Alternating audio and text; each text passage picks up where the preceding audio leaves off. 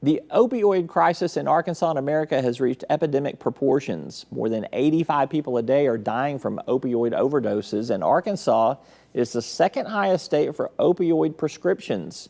State Drug Director Kirk and Arkansas Foundation for Medical Care CEO Ray Hanley and I sat down to discuss how policymakers can make a difference on this growing problem. How did this become so prevalent, and how are we where we are now? Well, I think my perspective on it was the misinformation that started in our medical field in regards to prescribing opioids. And we saw a trend that changed starting in 1996 and built forward. You know, we talk that we are second in the nation in the amount in our prescribing rate, and that's based on every 100 person or every 100 people in Arkansas. And in 2016, we were rated second in the nation. Yeah, like 114.6 prescriptions for every 100 people. More than one per person, or that's basically. Correct. Yeah. And in 2017, we're showing to be at 108.1, so we are coming down. But the bottom line is we have been over the 100 prescription mark since 2007.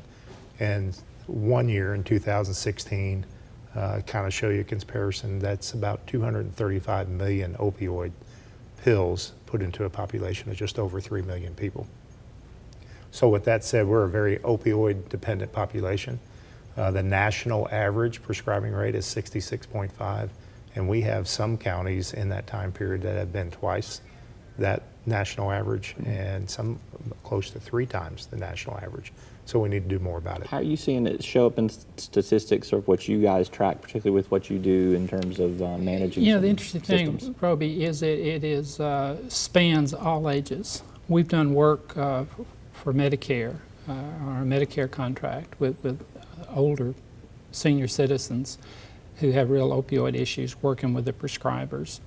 You see it all the way down to young parents and the dysfunction that occurs there that's driving a lot of kids into foster care, which is a real tragedy. The victims in this span from the unborn that are afflicted by the use of the mother right up to the older senior citizens. It spans the whole population. Is this situation that we found ourselves in, is it the over-prescription of the pain medication, or are we now seeing also almost a black market or some sort of drug circuit where people are passing these prescriptions or even creating something similar to what could be prescribed? So I think the answer to that is both.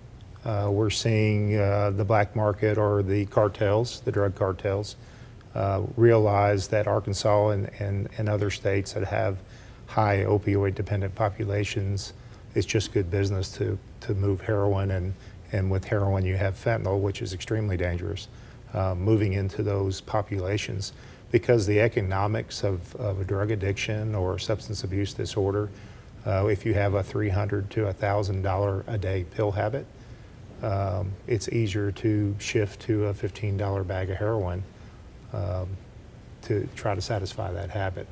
And so we're seeing that big trend because we're seeing more heroin and fentanyl now coming into our state on the illicit side, taking the place of that. We're seeing a dividing line on age group, and we have seen naloxone, which we were using as a preventative life-saving measure. We're seeing SAGE from 12 years old to 62. But the dividing line is around 37 to 40 years of age, or people that are overdosing on opioids are mainly due to prescription medication. And people below that line are mainly due to heroin and fentanyl, mainly because of the economics of it. It's, they don't have the doctor relationships that the older population does.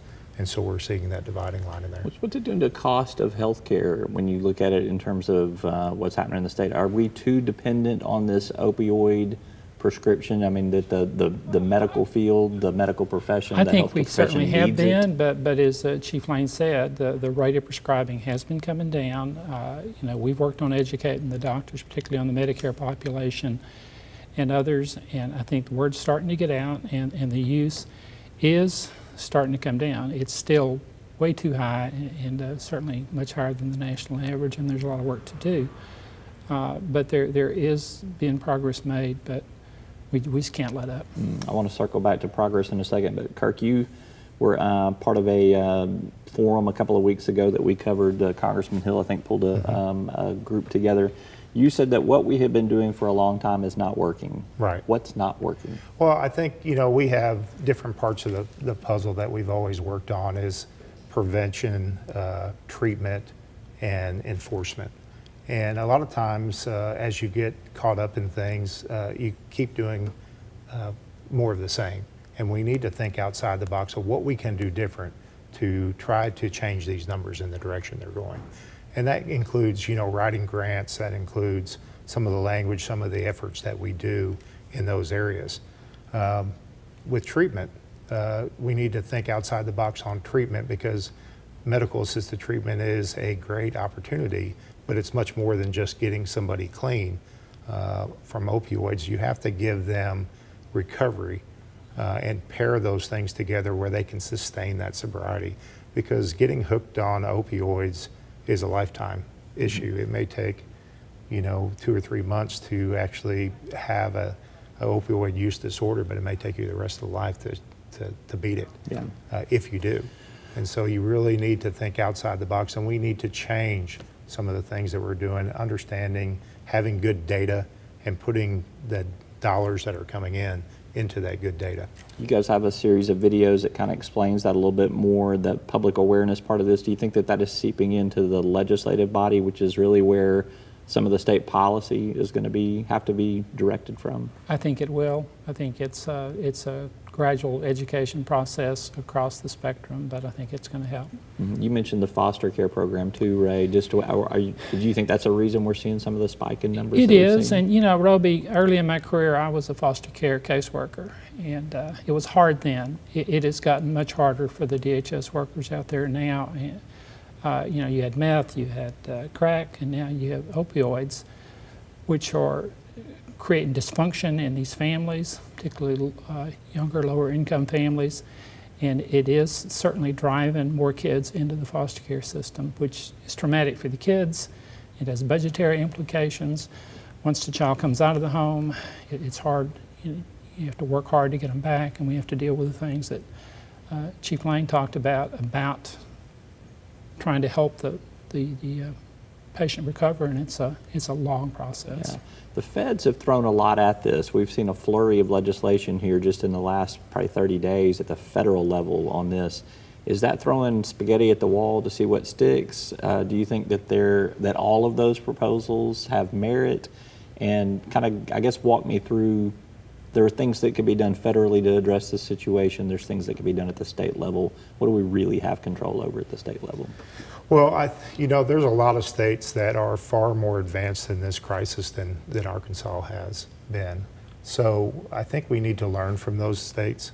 I think that's what the federal government guidelines and the studies that they have been doing on there, and find out what is actually working. And there's some things that work and some things that don't. And we have the opportunity to pick the best things and show where the results are, and do that evidence-based changes that we need to make. Yeah, you think the federal stuff's going to have an impact, or do you think this is window dressing? I think it will have an impact. I think a lot of it is going to be about funding. For instance, there's going to be a lot of grants out there. Congress is going to appropriate a lot of money, and a lot of it will come through grants to do things like hopefully equip first responders with naloxone. Treatment, hopefully there's going to be more money for treatment. And then the rehabilitation that follows the discharge from treatment is there has to be more support services in the community. I'll throw this out here for both of y'all as our last topic here on this subject for now. We are seeing some lawsuits on this. The cities have come together. I think the counties have come together on some lawsuits. We're seeing some class action type stuff. Do you think we're going to see a similar situation with opioids like we did with tobacco back in the 90s and the 2000s? I was here in the 90s for the tobacco settlement. I was too. And the tobacco cartel, to end the lawsuits, settled, and Arkansas got about $60 million a year. I think it's down to about $50 million now. But that's the pattern I think you're going to see, because the drug manufacturers don't want these lawsuits to drag out for years. And there's going to be a settlement. along the lines of the way tobacco was done. It could be ugly. I mean, there's nothing uglier than politicians fighting over a pile of money, but I think that's going to come. Arkansas has a good track record. If you look at the tobacco settlement, Governor Huckabee insisted that it all go into treatment and prevention, and I hope we can see that the same model when the settlement comes here. You'll be advocating that if that happens? I will. All right. Absolutely. Kirk and Ray, thank you both very much. Appreciate you. Thank you for pleasure. having All us. right.